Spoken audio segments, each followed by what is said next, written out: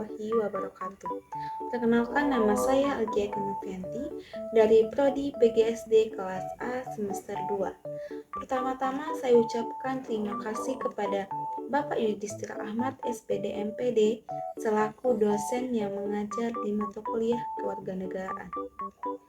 Maksud video ini yaitu saya ingin menjelaskan materi-materi yang telah saya pelajari. Langsung saja materi pertama. Langsung materi yang pertama itu nilai-nilai demokrasi dan macam-macam demokrasi. Demokrasi itu sendiri adalah sistem pemerintahan di mana kekuasaan berasal dari rakyat dan kembali untuk rakyat. Nilai-nilai utama dalam demokrasi mencakup yang pertama ada kedaulatan rakyat. Artinya kekuasaan tertinggi berada di tangan rakyat. Berikutnya ada kebebasan, hak individu untuk bebas berbicara, berkumpul, dan berpendapat. Berikutnya ada kesetaraan, artinya semua warga negara memiliki hak dan kewajiban yang sama di depan hukum. Berikutnya ada keadilan, setiap warga negara berhak mendapatkan perlakuan yang adil dari pemerintah dan hukum. Berikutnya ada nilai partisipasi, artinya keikutsertaan aktif warga negara dalam proses politik. Berikutnya ada tanggung jawab. Di sini pemerintah bertanggung jawab kepada rakyat dan harus dengan cara transparan. Adapun macam-macam demokrasi, yang pertama ada demokrasi langsung. Di sini semua warga negara secara langsung terlibat dalam pengambilan keputusan. Contohnya seperti di pemungutan suara di waktu pemilihan umum. Berikutnya ada demokrasi perwakilan. Warga negara memilih wakil-wakil rakyat untuk membuat keputusan atas hak mereka sendiri. Contohnya di mana anggota seperti DPR, MPR, DPD itu presiden dipilih untuk mewakili rakyat. Berikutnya demokrasi parlementer. Pemerintah dipilih oleh parlemen dan pemimpin pemerintahan biasanya adalah anggota parlemen itu tersebut. Berikutnya ada demokrasi presidensial, artinya presiden dipilih langsung oleh rakyat yang memiliki kekuasaan eksekutif yang terpisah dari legislatif. Masuk materi yang kedua, itu berjudul Konsep Dasar Ketatanegaraan Secara Konstitusional, Hasil Amandemen Undang-Undang Dasar 1945 dan Hubungan Antara Lembaga-Lembaga. Yang pertama, pengertian ketatanegaraan. Ketatanegaraan secara konstitusional merupakan sistem penyelenggaraan negara yang ideal dan menciptakan pemerintahan yang adil, demokratis, dan sejahtera. Konstitusi sebagai landasan utama sistem ini menjadi acuan penting dalam mewujudkan cita-cita bangsa dan negara. Amandemen Undang-Undang Dasar 1945 merupakan perubahan terhadap naskah asli Undang-Undang Dasar 1945 yang bertujuan untuk memperbaiki sistem ketatanegaraan Indonesia. Berikut ini saya akan menjelaskan konsep dasar ketatanegaraan berdasarkan hasil amandemen. Yang pertama, sistem pemerintahan. Presiden dan wakil presiden dipilih langsung oleh rakyat. Presiden adalah kepala negara sekaligus kepala pemerintahan. Yang kedua, kedaulatan rakyat. Kedaulatan berada di tangan rakyat dan dilaksanakan menurut Undang-Undang Dasar. Pemilihan umum sebagai mekanisme utama untuk mewujudkan kedaulatan rakyat. Yang ketiga ada hak asasi manusia. Di sini jaminan hak asasi manusia lebih diperluas dan diperjelas, termasuk hak untuk hidup, hak atas kebebasan, hak atas kesejahteraan, dan hak untuk berpolitik. Yang keempat ada pembagian kekuasaan. Yang pertama ada kekuasaan legislatif, yaitu terdiri dari DPR dan DPD. Berikutnya ada eksekutif, yaitu presiden sebagai kepala pemerintahan. Berikutnya ada yudikatif, ada Mahkamah Agung dan Mahkamah Konstitusi.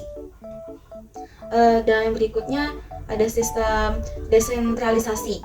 Di sini pembagian urusan pemerintahan antara pemerintah pusat dan otonomi daerah, atau bisa disebut dengan daerah tertentu. Nah, berikutnya ada hubungan antar lembaga-lembaga negara, seperti hubungan dari lembaga presiden dan DPR. Presiden menyampaikan rancangan undang-undang kepada DPR untuk dibahas dan disetujui. DPR memiliki hak angket, hak interpelasi, dan hak menyatakan pendapat terhadap presiden. DPR dapat mengusulkan pemberhentian presiden jika terbukti melanggar hukum. Dan berikutnya ada hubungan antara DPR dan DPD. DPR bersama DPD membentuk MPR, itu Majelis Permusyawaratan Rakyat. DPR dan DPD berkoordinasi dalam hal legislasi, khususnya dalam undang-undang yang berkaitan dengan daerah. Berikutnya ada hubungan presiden dan Mahkamah Konstitusi atau MK. MK ini berwenang menguji konstitusionalitas undang-undang yang dibuat oleh presiden dan DPR. MK ini juga menangani sengketa hasil pemilihan umum dan pemberhentian presiden. Berikutnya ada hubungan antara presiden dan MA, yaitu Mahkamah Agung. MA ini sebagai lembaga yudikatif berwenang mengadili perkara kasasi, termasuk kasus-kasus yang melibatkan pemerintah. Presiden memiliki hak untuk memberikan gerasi dan rehabilitas, namun perlu pertimbangan dari MK. Ketiga yaitu pengertian wawasan Nusantara dan implementasi wawasan Nusantara. Wawasan Nusantara itu sendiri adalah cara pandang dan sikap bangsa Indonesia mengenai diri dan lingkungannya sekitar berdasarkan Pancasila dan Undang-Undang Dasar 1945. Dengan memanfaatkan letak geografis Indonesia sebagai negara kepulauan yang bercirikan Nusantara. Konsep ini menekankan kesatuan dan keutuhan wilayah Indonesia sebagai satu kesatuan politik, ekonomi, sosial, budaya, dan pertahanan keamanan. Implementasi wawasan Nusantara yang pertama ada di bidang politik. Di sini bidang politik menjaga keutuhan wilayah dan kedaulatan negara. Berikutnya juga bidang politik membangun demokrasi yang sah dan berkeadilan.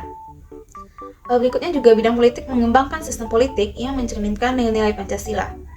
Implementasi yang kedua ada bidang ekonomi. Di sini bidang ekonomi mengelola sumber daya alam secara adil dan merata. Berikutnya, bidang ekonomi meningkatkan kesejahteraan rakyat melalui pembangunan ekonomi. Berikutnya juga mendorong pemerataan pembangunan di seluruh wilayah Indonesia. Implementasi berikutnya yaitu di bidang sosial budaya. Di sini bidang sosial budaya memelihara dan mengembangkan kebudayaan nasional. Juga menghormati keragaman budaya dan suku bangsa. Dan juga berikutnya meningkatkan pendidikan dan kesadaran nasionalisme. Implementasi berikutnya yaitu ada di bidang pertahanan keamanan. Di bidang ini yaitu membangun sistem pertahanan yang kuat dan tangguh. Berikutnya menjaga stabilitas dan keamanan dalam negeri. Juga mengembangkan kerjasama pertahanan dengan negara lain tanpa mengurangi kedaulatan nasional. Materi berikut yang keempat itu berjudul menjelaskan sumber histori, agama, budaya tentang wawasan Nusantara dan urgensi wawasan Nusantara. Seperti yang sudah saya jelaskan tadi, wawasan Nusantara adalah cara pandang bangsa Indonesia mengenai diri dan lingkungan sekitar berdasarkan Pancasila. Sumber historis wawasan Nusantara yang pertama, zaman kerajaan. Sejarah Nusantara dimulai dari kerajaan-kerajaan besar seperti Sriwijaya dan Majapahit yang mempersatukan wilayah kepulauan. Majapahit dikenal dengan Sumpah Palapa oleh Gajah Mada yang ingin mempersatukan Nusantara. 2. Kolonialisme. Penjajahan oleh Belanda dan Jepang mempengaruhi pemikiran nasionalisme dan kesadaran akan pentingnya persatuan untuk mencapai kemerdekaan. Yang ketiga, kemerdekaan. Proklamasi Kemerdekaan 17 Agustus 1945 menjadi titik penting dalam sejarah Indonesia, menegaskan konsep kesatuan wilayah dari Sabang sampai Merauke. Berikutnya aspek agama dalam wawasan Nusantara. Yang pertama, Bhinneka Tunggal Ika. Prinsip ini mencerminkan toleransi dan kerukunan antar umat beragama. Sebagai negara dengan berbagai agama, Indonesia menekankan pentingnya hidup berdampingan dan damai. Yang kedua, Pancasila. Sila pertama, ketuhanan yang Maha Esa. Itu mengakui keberadaan Tuhan dan menghormati berbagai agama yang ada di Indonesia. Berikutnya aspek budaya dalam wawasan Nusantara. Seperti tradisi gotong royong. Semangat gotong royong dalam membantu sesama merupakan wujud nyata penerapan wawasan Nusantara di kehidupan bermasyarakat. Berikutnya keragaman budaya.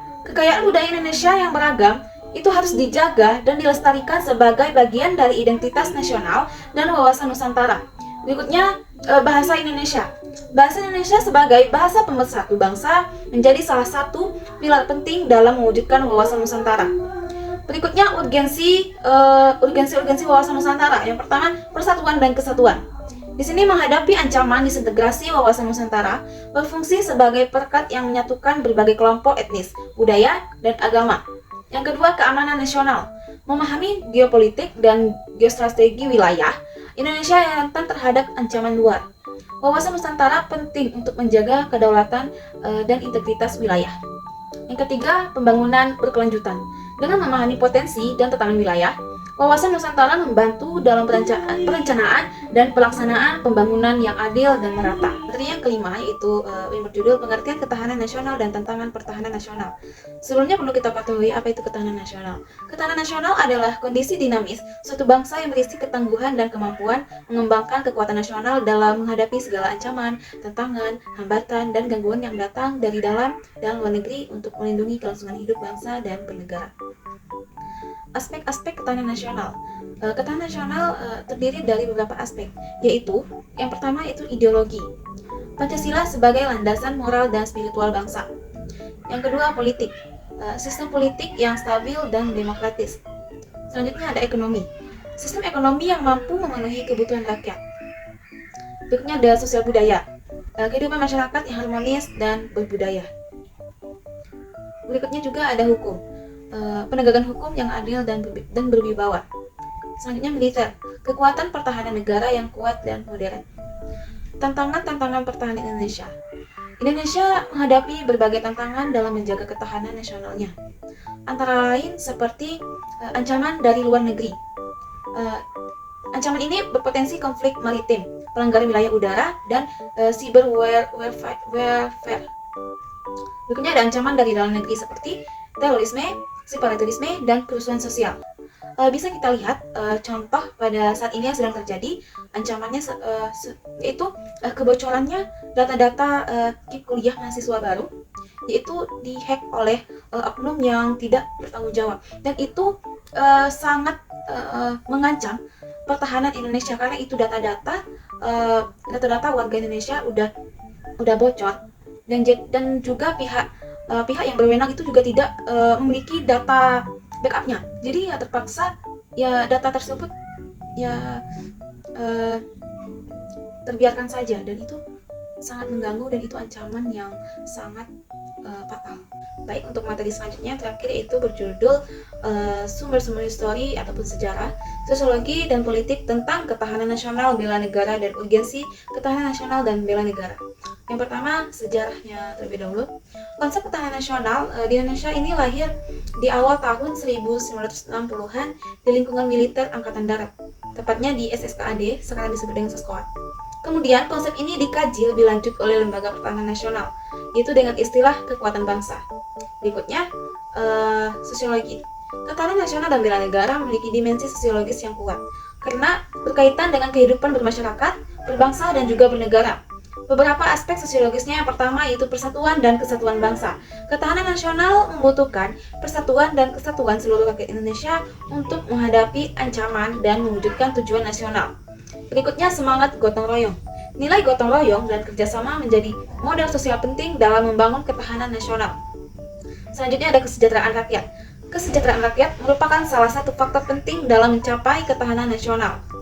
Masyarakat yang sejahtera akan lebih tangguh dalam menghadapi berbagai tantangan. Selanjutnya, dinamika sosial.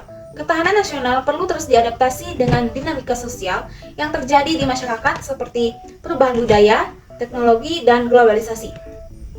Untuk bagian politiknya, ketahanan nasional dan bela negara juga memiliki dimensi politik yang tidak kalah penting. Adapun beberapa aspek politiknya, yang pertama, kepemimpinan nasional. Kepemimpinan nasional yang kuat sangat penting untuk mengarahkan bangsa dalam mencapai ketahanan nasional. Selanjutnya, stabilitas politik. Stabilitas politik ini merupakan syarat bagi terwujudnya ketahanan nasional. Selanjutnya ada kebijakan negara. Kebijakan negara yang tepat dan berpihak pada rakyat menjadi kunci dalam membangun ketahanan nasional. Selanjutnya ada juga hubungan internasional. Hubungan internasional yang baik dan damai dengan negara lain dapat memperkuat ketahanan nasional itu sendiri. Selanjutnya saya akan menjelaskan tentang urgensi ketahanan nasional dan bela negara. Ketahanan nasional dan bela negara memiliki urgensi yang sangat tinggi bagi Indonesia karena melindungi kemerdekaan dan kedaulatan negara. Indonesia ini adalah negara yang merdeka dan berdaulat, sehingga perlu dijaga dari berbagai ancaman. Di sini juga untuk menjaga keutuhan wilayah. Indonesia memiliki wilayah yang luas dan beragam, sehingga perlu dijaga keutuhannya dari ancaman separatisme dan disintegrasi. Berikutnya, menciptakan masyarakat yang sejahtera. Ketahanan nasional merupakan prasyarat bagi terwujudnya masyarakat yang sejahtera dan adil. Nah, itulah materi dari saya dan penjelasan dari saya.